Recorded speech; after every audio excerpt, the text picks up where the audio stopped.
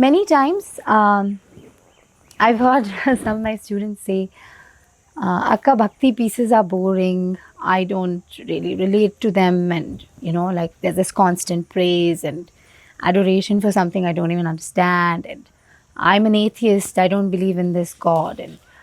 And so when this happens, I think that there is a gap in understanding what bhakti actually is. People perceive bhakti to be this love for a particular God, right?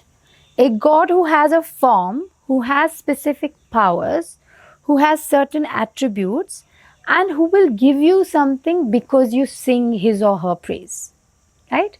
This is what people bhakti believe is. But bhakti is not that. Bhakti is a sense of adoration and celebration of the world that we exist in. And these gods and goddesses represent every aspect of that world.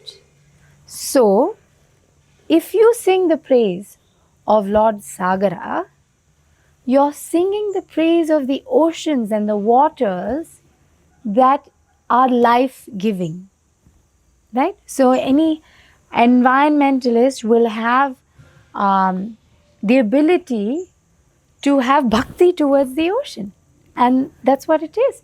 In the Vedantic tradition, these gods are not entities, like they are not they're not separate from what is here.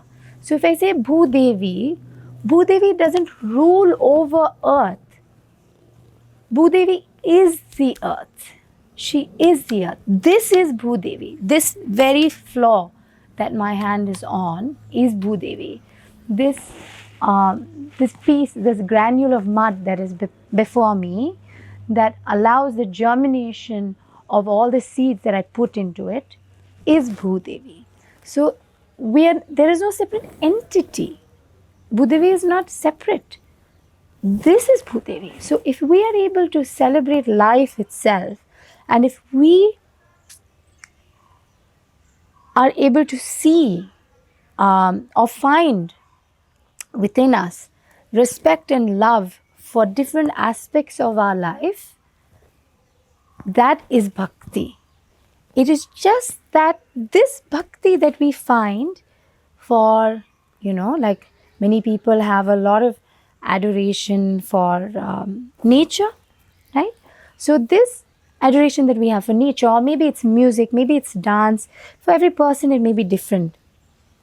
I always say try to translate that adoration and respect and love that you have for anything, even if it's something contained and limited within a sphere, into this God that you may be portraying.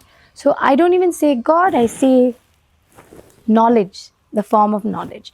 Because in Sanatana Dharma, we've just given them these forms, like of Shiva having matted locks and Durga being on a tiger and all of that. So this particular form is described, but it is what that represents is what you must have bhakti toward.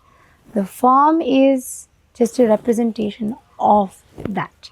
So, and you play it as an actor, as an actress, as a dancer who is seeing something and loving it, and that's it. And then bhakti will not be a problem, because you see such overwhelming beauty before you that you're moved by it, that you yearn to have it, yearn to understand it sometimes, yearn to know it, and appreciate it and look at it with wonderment and love and respect. So that is bhakti.